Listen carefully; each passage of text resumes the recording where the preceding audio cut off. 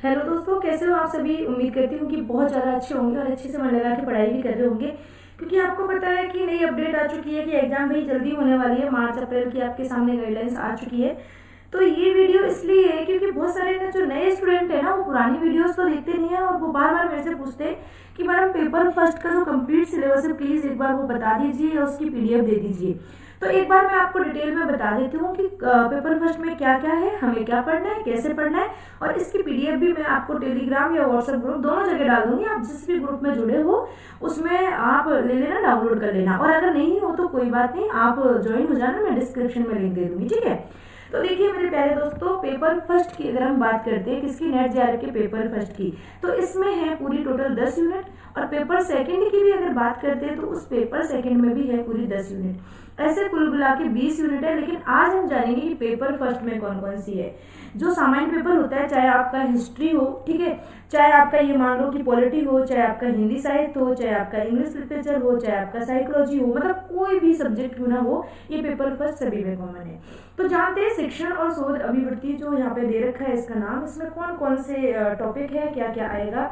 तो सबसे पहली जो इसकी यूनिट है ना, ये सबसे ज्यादा शानदार और मैं कहूँ सबसे इजी यूनिट है, शिक्षण अभिवृत्ति। इसको बोलते हैं टीचिंग एप्टीट्यूड, ठीक है। इसमें क्या क्या आपको पढ़ना है। और दोस्तों ये सिलेबस है ना, ये सिलेबस आईना होता है, ये दर्पण होता है। मैं कहूंगी कि अगर आपने ये नहीं देखा और आप यूं ही पढ़ाई कर रहे हो तो दोस्तों वो हो गया कि आपने रास्ते में देख नहीं रहे हो और मुंह को इधर उधर करके आप रास्ते में मंजिल की तरफ चले जा रहे हो। तो आसपास भी देखना पड़ता है, कहाँ पर कूड़ा करकट है, कहाँ पर कांटे हैं, कहाँ पर क्या है। ये सिलेबस आपको बिल्कुल आईना दिखाने का काम करेगा कि हम किस रूप में आते हैं और कैसे आपके सामने क्वेश्चन बन के आ जाता है, ठीक है। तो सबसे पहले देखिए शिक्षण, शिक्षण की अवधारणा मतलब कि क्या धारणा है इसके बारे में है, उद्देश्य क्या है इसके, शिक्षण के स्तर, और स्तर भी कौन कौन से, एक तो दोस्तों स्मरण शक्ति, समझ और विचारात्मक, ठीक है। ये तीनों स्तर से क्वेश्चन हमेशा पूछा जाता है। अभी 9 तारीख को जो एग्जाम हुआ था पॉलिटिकल साइंस का, उसमें भी यहाँ से क्वेश्चन पूछा गया था, पर क्वेश्चन था स्मरण शक्ति से संबंधित। उसमें पूछा गया था कि ऐसा कौन सा है, ठीक है, जो रटने से संबंधित है, जो कंठस्थ करने से संबंधित है, तो वो है स्मरण शक्ति। और ये सबसे लो लेवल का, सबसे नीचे स्तर का शिक्षण का स्तर होता है, बाकी सब अच्छे होते हैं, ठीक है। तो और इसकी विशेषताएं और इसकी मूल अपेक्षाएं, अपेक्षा किससे होंगी, विद्यार्थी से होंगी, ठीक है। इन अपेक्षाओं के बारे में। इसके बाद मेरे प्यारे दोस्तों शिक्षार्थी की विशेषता, मतलब कि आपकी विशेषता, आपकी खुद की विशेषता, एक बच्चे के अंदर कौन कौन से गुण होने चाहिए। तो आप भी जानते हो कि अनुशासन का गुण होना चाहिए, शांत प्रिय होना चाहिए, जिज्ञासु प्रवृत्ति का होना चाहिए, ठीक है, हमेशा खोजकर्ता की भूमिका में वो रहना चाहिए, बिल्कुल ऐसा होना चाहिए जो दूसरों का आदर करे, सम्मान करे, गुरुजनों की रिस्पेक्ट करे, साथ में अपने अध्ययन के प्रति, अपने कर्तव्य के प्रति वफादार होना चाहिए, चाहे वो शिक्षक हो चाहे वो शिक्षार्थी हो, ठीक है। तो ये सारी विशेषताएं इनको डिटेल में पढ़ने वाले हैं आगे। अब देखिए किशोर और वयस्क शिक्षार्थी की अपेक्षाएं। किशोर मतलब कि जो किशोर अवस्था में, ये किशोर ही क्यों दिया गया है, यहाँ पर शैशव अवस्था और बाल्यावस्था क्यों नहीं दी गई। दोस्तों यहाँ पर आपको किसी शिशु को नहीं पढ़ाना है, किसी बालक को नहीं पढ़ाना है, आपको कॉलेज और यूनिवर्सिटी में जाके अपने ही उम्र के, अपने से थोड़े से कम या बराबर की उम्र के बच्चों को पढ़ाना है। तो किशोर और वयस्क शिक्षार्थी की क्या क्या अपेक्षाएं, कौन कौन से परिप्रेक्ष्य में, शैक्षिक परिप्रेक्ष्य में, सामाजिक परिप्रेक्ष्य में, ठीक है, भावनात्मक परिप्रेक्ष्य में और संज्ञानात्मक परिप्रेक्ष्य में। और इसके बाद ये जो यहाँ पे लिख रहा है ये इसके साथ अटैच नहीं है, ये अलग टॉपिक है व्यक्तिगत भिन्नताओं का, ठीक है। तो सिलेबस का विस्तार आपके सामने होना बेहद जरूरी है, क्योंकि तभी आपको पता चलेगा क्या पढ़ना है क्या नहीं। शिक्षण को प्रभावित करने वाले तत्व कौन कौन से, सबसे पहला है तो है शिक्षक। अगर ये शिक्षक चाहे तो हमारे रुख को मोड़कर हमें वहां ले जा सकता है जहां ये चाहता है, ठीक है।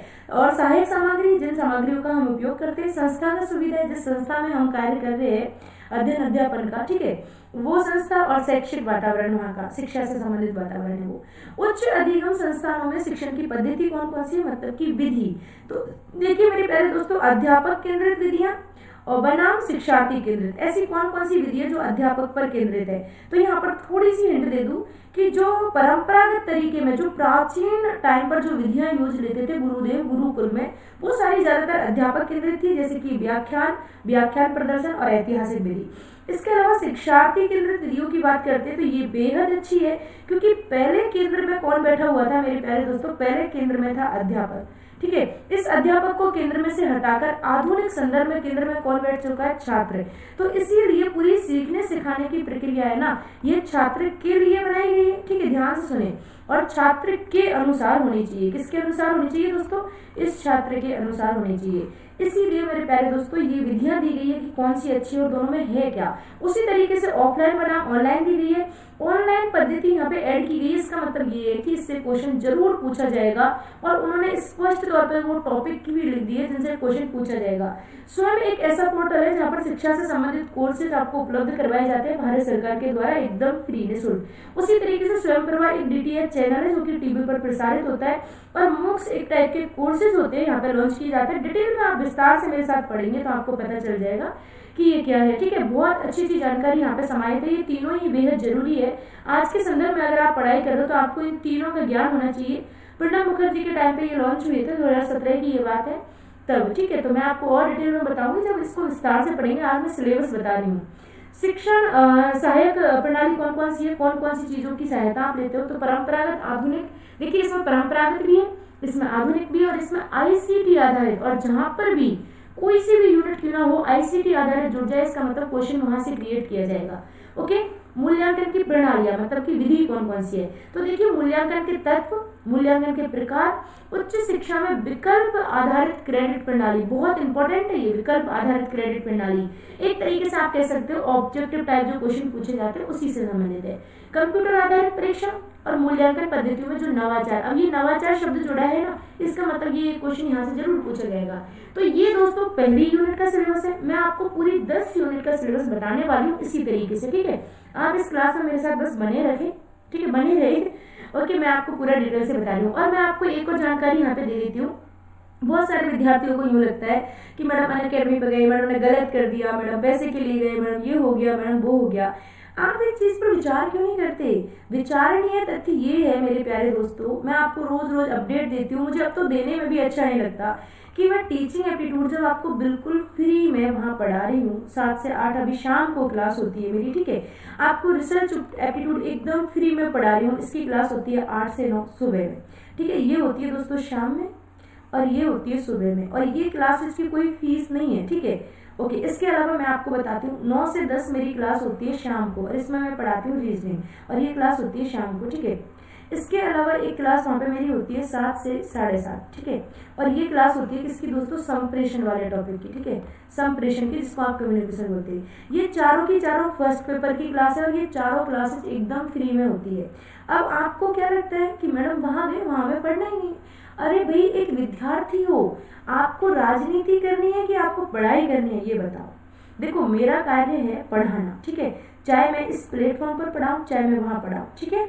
उसे आप यूँ समझिए कि एक लड़की होती है ना, उसका काम होता है, क्या काम होता है उसका? कि सबसे प्यार से बात करे, सबकी इज्जत करे, सबके साथ सम्मान करे, अपने सपनों को पूरा करे। चाहे वो अपने पिताजी के घर रहे, चाहे वो अपने पति के घर रहे, क्या फर्क पड़ता है बताओ? आप मुझे कमेंट करके जरूर बताना क्या फर्क पड़ता है इसमें। हालांकि मुझे पता है कुछ नेगेटिव कमेंट भी आ सकते हैं। उसी तरीके से मेरे प्यारे दोस्तों, चाहे मैं इस यूट्यूब चैनल पर पढ़ाऊँ, चाहे अनअकैडमी पर पढ़ाऊँ, आपको अगर फ्री में कोई चीज़ मिल रही है तो आप उसका लाभ उठा लें।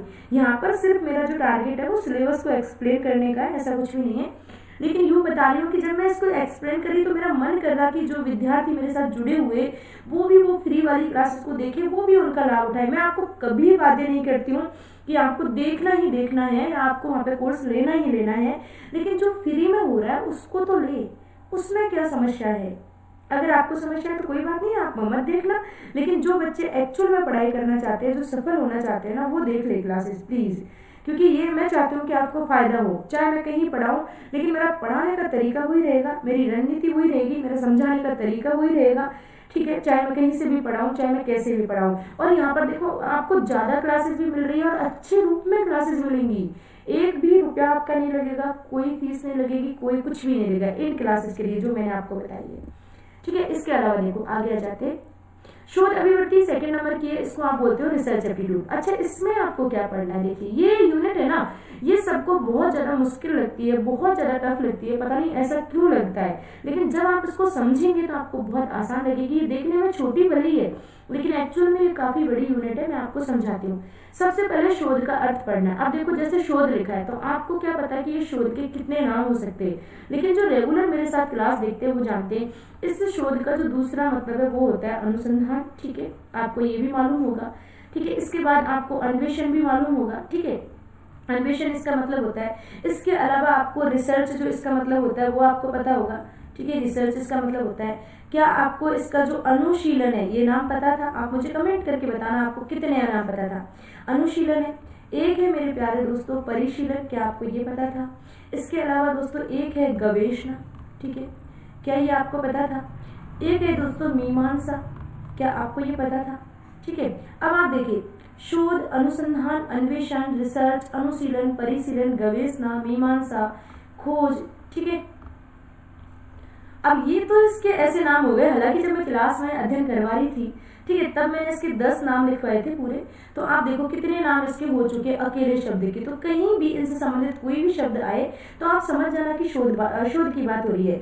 शोध का मतलब ही अनुसंधान होता है, गवेषणा होता है, ठीक है, अन्वेषण होता है, खोज होता है, रिसर्च होता है, अनुशीलन होता है, परिशीलन होता है, गवेषणा होता है, मीमांसा होता है। और अगर शोध के शाब्दिक अर्थ की बात की जाती है तो दोस्तों होता है पुनः खोज करना, ठीक है, पुनः खोज करना, बार बार खोज करना, फिर से खोज करना, दोबारा खोज करना, पुनः खोज करना। तो देखो कितने सारे नाम हो गए। तो दोस्तों इस शोध का अर्थ, इसके प्रकार, इसकी विशेषताएं, ठीक है। इसके बाद ये जो टॉपिक है ना प्रत्यक्षवाद एवं उत्तर प्रत्यक्षवाद उपागम, एक्चुअली ये फिलॉसफी का टर्म है, ये टॉपिक ही फिलॉसफी का है, लेकिन यहाँ पर ऐड कर दिया गया है ये शोध में।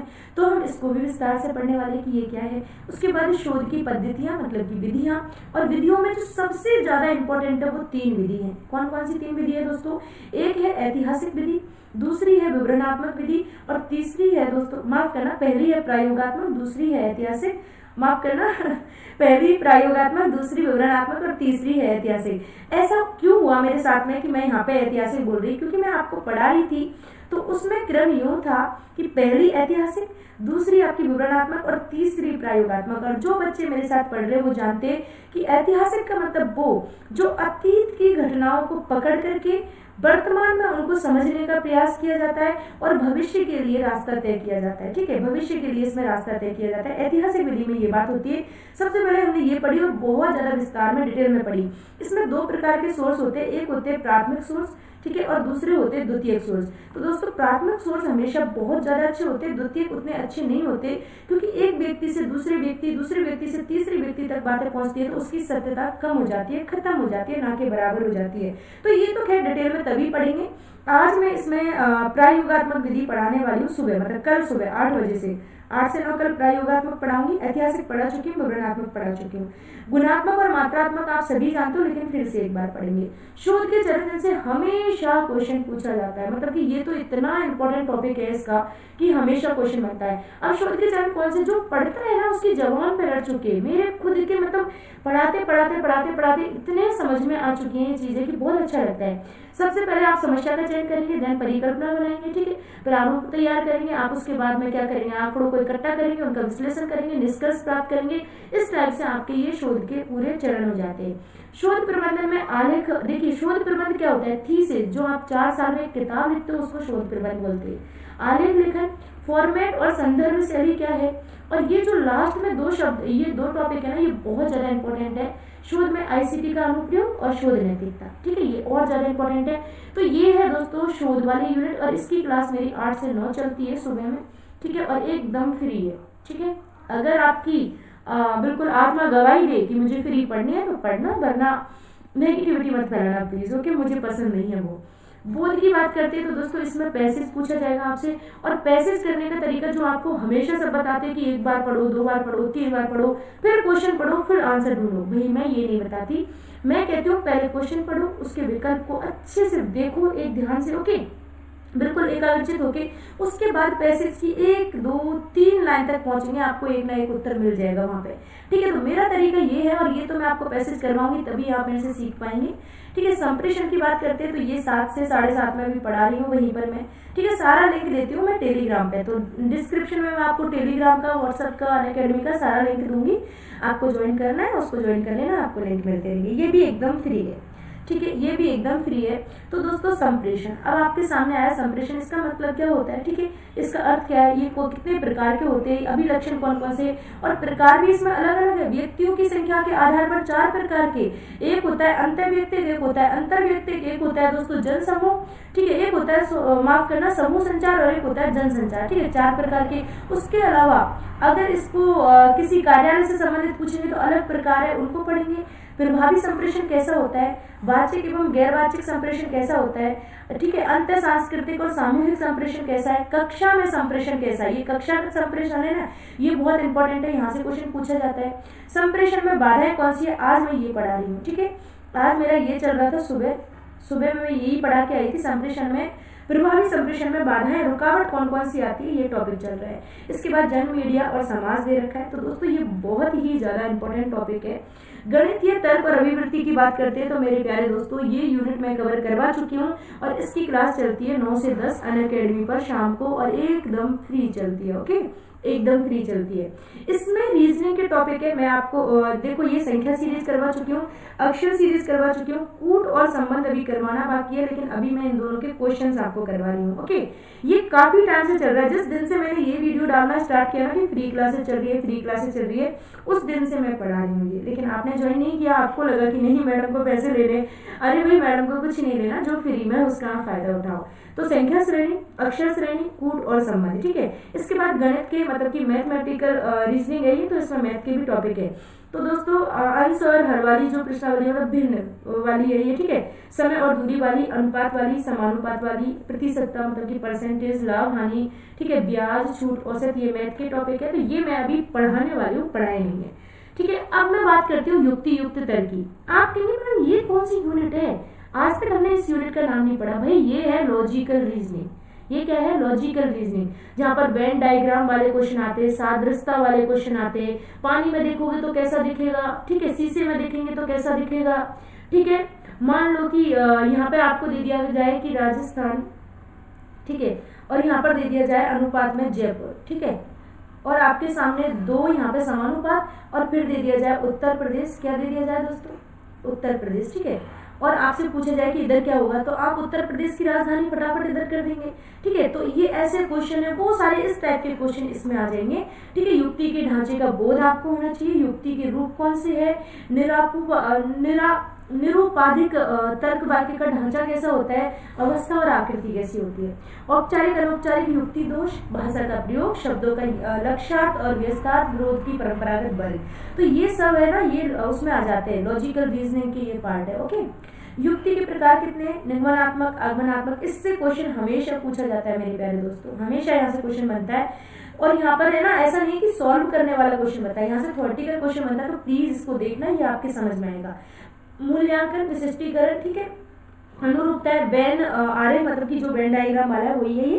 तर्क की वैधता सुनिश्चित करने वाले क्वेश्चन यहाँ पे होते हैं, ठीक है, सरल और बहु प्रयोग करने वाले। भारतीय तर्क शास्त्र के ज्ञान के साधन, प्रमाण प्रत्यक्ष, ये टॉपिक है ना बड़ा ही इंपॉर्टेंट है। प्रमाण, प्रत्यक्ष, अनुमान, उपागम, शब्द, अर्थापत्ति और अनुपलब्धि, ये बहुत इंपॉर्टेंट है। इसके अलावा अनुमान की संरचना, प्रकार, व्याप्ति और हेत्वाभास, ठीक है, ये है आपकी 6 नंबर की यूनिट। इसके बाद दोस्तों डीआई, जिसको आप बोलते हो आंकड़ों की व्याख्या करना, ठीक है, डाटा इंटरप्रेशन, आंकड़ों की व्याख्या करना। इसमें देखो आपके सामने एक तो होगा कैसा ग्राफ होगा, उसमें देखो पाई चार्ट हो सकता है, टेबल चार्ट हो सकता है, रेखा चार्ट हो सकता है, हिस्टोग्राम हो सकता है, बार चार्ट हो सकता है, अलग अलग तरीके के आएंगे। तो यहाँ पर सबसे पहले आप इसके बारे में समझेंगे कि ये है क्या, ठीक है, यहाँ पर भी आप समझेंगे, और ये सारे टॉपिक है उनके जो सॉल्व करने वाले क्वेश्चन आता है। एक डीआई, एक आकृति दे दी जाएगी आपके सामने यूं इस प्रकार की, या फिर इस प्रकार की नहीं तो देखो इस प्रकार की आकृति आ जाएगी, ठीक है, इस प्रकार की आ जाएगी। इस प्रकार की नहीं हुई तो और भी अलग तरीके की एक सारणी टाइप में आती है, ठीक है, एक सारणी टाइप में आती है, वो आ जाएगी। और यहाँ पर कुछ ना कुछ आंकड़े लिखे होंगे, और इस तरह के 5 क्वेश्चन आपसे पूछेंगे, या तो यहाँ या यहाँ या यहाँ पे, ठीक है, वो आपको सॉल्व करने हैं, तो वो इस टॉपिक में आते हैं, इसको बोलते हैं डीआई। इसके अलावा 8वें नंबर की जो यूनिट है दोस्तों, ये है आईसीटी की। ये अभी तक मैंने बिल्कुल भी नहीं पढ़ाई है, इसको मैं पढ़ाऊंगी अभी, ठीक है, स्टार्ट करूंगी और आपको पता चल जाएगा जिस दिन स्टार्ट करूंगी तब। इसमें आईसीटी की सामान्य संक्षिप्तियां, शब्दावली कौन कौन सी है, इंटरनेट, इंट्रानेट, ईमेल, श्रव्य दृश्य कॉन्फ्रेंसिंग की मूलभूत बातें, ठीक है, कौन कौन सी है, उच्च शिक्षा में डिजिटल पहल है कौन सी है, और आईसीटी का सुशासन मतलब कि अच्छा प्रयोग कैसे करें इसका। तो ये लास्ट वाले दो ज्यादा ही इंपॉर्टेंट है, हालांकि सभी इंपॉर्टेंट है, ऐसा कोई नहीं है जो इंपॉर्टेंट नहीं है। इसके बाद में आती है दोस्तों 9वें नंबर की यूनिट, जो कि काफी बड़ी है और काफी अच्छी है। अगर आप इसको पढ़ते हो तो देखो ये आपकी सीटेट में हेल्प करेगी, ये आपकी कोई भी टीजीटी पीजीटी का एग्जाम हो उसमें हेल्प करेगी, मतलब कि आपकी जनरल नॉलेज वाले कोई भी टॉपिक हो उनमें बहुत ज्यादा मदद करने वाली है ये यूनिट। क्योंकि इसमें मैं कहूँ कि पूरे पर्यावरण से संबंधित, लोगों से संबंधित, हमारे विकास से संबंधित सारी चीजें यहाँ पर आ चुकी है। और ये मैं आपको इस YouTube चैनल पे पहले पढ़ा चुकी हूँ, अगर आपने नहीं देखा है तो वो देख लेना, नहीं तो मैं आपको अनअकैडमी पे फ्री में पढ़ाऊंगी। अभी स्टार्ट नहीं किया, तब मैं आपको अपडेट कर दूंगी, आपको टेलीग्राम में सारी अपडेट मिलती है।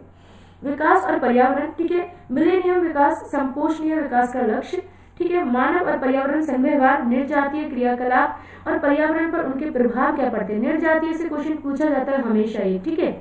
पर्यावरण परक मुद्दे, स्थानीय, क्षेत्रीय, वैश्विक, वायु प्रदूषण, देखिए ये वायु प्रदूषण, जल प्रदूषण, मृदा प्रदूषण, ध्वनि प्रदूषण और अपशिष्ट जैसे कि ठोस, तरल, बायोमेडिकल, जोखिमपूर्ण, इलेक्ट्रॉनिक, जलवायु परिवर्तन, इसके सामाजिक, आर्थिक, राजनीतिक आयाम कौन कौन से, यहाँ से क्वेश्चन पूछ लिया जाता है। मानव स्वास्थ्य पर प्रदूषकों के क्या प्रभाव पड़ते हैं। प्राकृतिक और ऊर्जा के स्रोत जैसे कि सौर ऊर्जा, पवन ऊर्जा, मृदा, जल, भूताप, बायोमास, नाभिकीय और वन ऊर्जा, ठीक है, ये सारी ऊर्जा के स्रोत है। प्राकृतिक जोखिम और आपदाएं जैसे कि न्यूनीकरण की युक्तियां। पर्यावरण संरक्षण अधिनियम 1986 बहुत ज्यादा इंपॉर्टेंट है ये, ठीक है। जलवायु परिवर्तन संबंधी राष्ट्रीय कार्य योजना, अंतर्राष्ट्रीय समझौते प्रयास, मॉन्ट्रियल प्रोटोकॉल, रियो सम्मेलन, जैव विविधता सम्मेलन, क्योटो प्रोटोकॉल, पेरिस समझौता, अंतर्राष्ट्रीय सौर संधि। ये जो लास्ट वाले क्वेश्चन टॉपिक है ये हर एग्जाम में आने वाले, चाहे वो रेलवे की हो, चाहे वो एसएससी की हो, चाहे वो टीजीटी हो, चाहे वो पीजीटी हो, चाहे कोई भी गवर्नमेंट एग्जाम दे लो, वहाँ पर ये क्वेश्चन, वहाँ से यहाँ ये जो टॉपिक है ना यहाँ से क्वेश्चन पूछे जाते हैं। और ये है आपकी लास्ट यूनिट, और इस यूनिट से रोज मैं रूबरू होती हूँ, रोज मेरा इससे आमना सामना होता है, क्योंकि ये है उच्च शिक्षा प्रणाली, ठीक है। यहाँ पर मतलब कि एक चाहे विश्वविद्यालय हो, चाहे कॉलेज हो, चाहे स्कूल हो, उसका ढांचा कैसा है, उसका इतिहास कैसा है, भारत में उसकी पद्धतियाँ कैसी है, भारत में कैसे आया, भारत में आने से पहले कैसा था, ठीक है, आज कैसे काम हो रहा है, ये सारी चीजें यहाँ पे, कौन कौन सी नीतियां हैं, कौन कौन से कानून है, कौन कौन सी राजनीतिक और प्रशासनिक नीतियां, सुशासन यहाँ पे है, ये सारी चीज इसमें है। तो देखिए उच्च अधिगम संस्थान और प्राचीन भारत में शिक्षा। उच्च अधिगम संस्थाएं कौन कौन सी है, प्राचीन भारत में इनकी शिक्षा की पद्धति कैसी थी। स्वतंत्रता के बाद भारत में उच्च शिक्षा और उसके ऊपर जो शोध का मतलब उद्भव हुआ है, शोध मतलब रिसर्च वाला जो टॉपिक निकल के आया है, ये कैसे आया है, क्या इसके पीछे की कहानी है।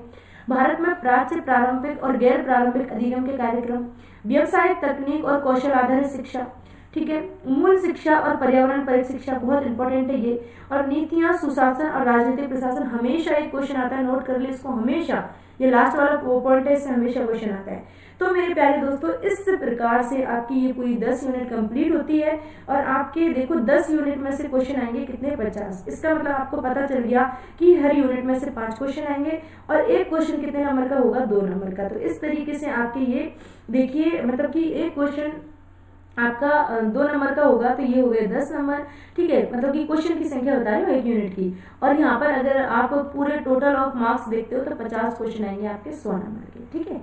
तो मैंने आपको बहुत विस्तार से इसको पढ़ा दिया, अगर आपको इसकी पीडीएफ वगैरह चाहिए तो मैं टेलीग्राम में डाल दूंगी, आप वहाँ से इसकी पीडीएफ ले लेना, ठीक है। तो ये सब मेरा अनअकैडमी का है, ये मैं नहीं बताऊंगी, अभी मैं आज सिलेबस के बारे में बता रही थी इसलिए, ठीक है दोस्तों। तो फिर मिलते हैं नेक्स्ट किसी वीडियो में, तब तक के लिए बाय बाय। आप पढ़ते रहे, अच्छे से मेहनत करते रहे, क्योंकि एग्जाम कभी भी आ जाए, बस हमें तो अपनी तैयारी पूर्ण करनी है।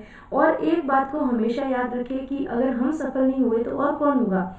हमारे पास सब कुछ है, हाथ है, आँख है, नाक है, कान है, सब कुछ तो हमारे पास है, हम सीख सकते हैं, सुन सकते हैं, समझ सकते हैं, बोल सकते हैं, सब कुछ कर सकते हैं, तो हम सफल क्यों नहीं हो सकते। हम जरूर सफल होंगे भाई, ऐसा कैसे नहीं हो सकता, मतलब कि हम सफल ना हो, तो हम सफल होंगे। हमेशा ये सोचिए कि हमसे नहीं होगा तो और किससे होगा, और चिंता ना करें, ठीक है। आप इतनी ही चिंता लेके बैठे रहते हो जमाने की, आपको चिंता नहीं करनी है, आपको सिर्फ चिंतन करना है, ओके, विचार करना है कि कैसे पढूं, किससे पढूं, कौन सी किताब से पढूं, सेल्फ पढूं या क्लासेस देखूं, वो आपको चिंतन करना है, ठीक है। तो चलते हैं, मिलेंगे नेक्स्ट वीडियो में, बाय बाय दोस्तों।